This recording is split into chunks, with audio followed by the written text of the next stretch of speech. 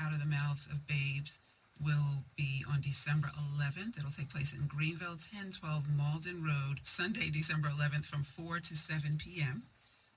Also, so it doesn't just end there. Professor Griff is the keynote speaker. Bud Gang will be performing. And Miss Douglas described Selah, who is a poet, as sort of the evolution bridge between the generations. We have Selah in the studio with us right now. We have a studio full this morning. How are you? I'm doing fine. How about yourself? I'm doing great. Now talk to us a little bit. You know, Miss Douglas described you as the evolution bridge. Can you tell us about that? When she says I'm the evolution bridge, what she explained, I bridge the gap between people that's older than me, the older generation, and the younger generation.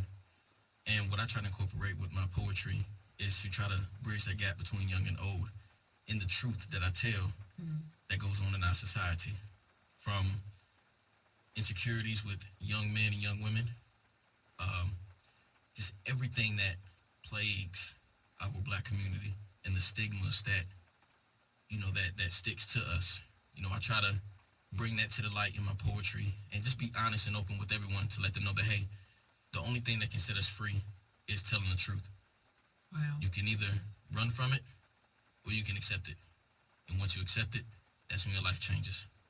So my message as a poet is to encourage everyone to be who they are, accept the truth, live in it, and God will handle the rest from there. Definitely. So I hate to put you on the spot. I love being on the spot. But I really, really would like to hear just a little snippet of one of your poems. Can you do that for us this morning? Of course. Now, everybody, glory days were in high school. So I graduated high school 10 years ago. That was my glory days, and I love it. So I wrote a poem called High School Made Me. Here it goes. I remember 10 years ago, I was a square trying to fit in with the circles. Hammering my way in only damaged who I am and created deep cracks hidden within the multiple layers of my character. Dependent on likes like the books I faced when I read up on how to be a player. Systematically depending on the structures of high school, trying to be cool wasn't cool. At least I know that now. And my eyes never lie dormant in my skull, and I witnessed a lot of ish that made me wish I wasn't who I was, and my self-esteem was as low as the bottom of the totem pole, making its residence in the tall grass is a deception. No contraceptives, but everyone was conceiving baby dreams. But who actually birthed one? From jocks to goths, Lil Jon imitators to bathroom fights and lunchroom gossip, I was that one that couldn't be placed in any category. Afraid to be myself, so I would daydream about how much cootie I would get if my melanin was just a little lighter and my eyes a little brighter. And the only social media that existed then were the pep rallies, and often we would take pictures with our prepaid Nokia flip phones, and we never paid attention to principal, whoever it was at the time, because we were too busy sending the T9 text to our boo thing that was sitting across the gym, 3 rows up from the floor and 6 rows down from the dude she was cheating on you with from Summer of 05. Man, that was the time of my life. And call me as a show off, because this same dude is asking me if I need help with anything on aisle 9.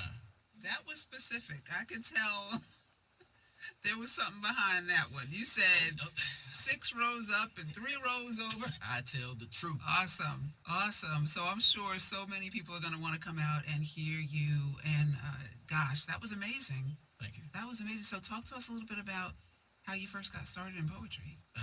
Funny story. How I first got started with poetry, I tried to be a rapper. Okay. I couldn't do it. I was terrible, being honest.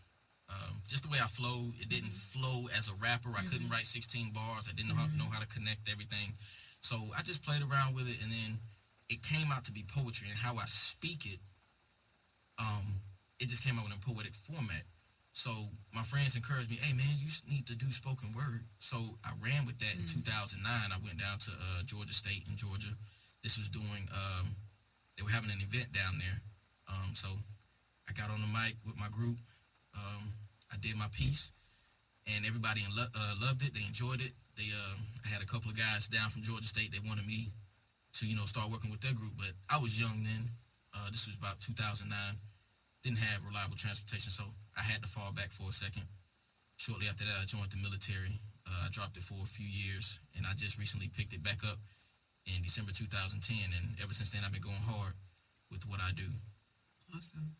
And we want to encourage you to just keep up with it. And if anyone would like to come out and hear Bud Gang and Selah, and of course Professor Griff, please come out. I am going to try my best to be there. It's Sunday, December 11th, 4 to 7 p.m. It's called Out of the Mouths of Babes. If you want more information, you can pick that up on my social media sites. As I said earlier, Rhonda Rawlings on Facebook.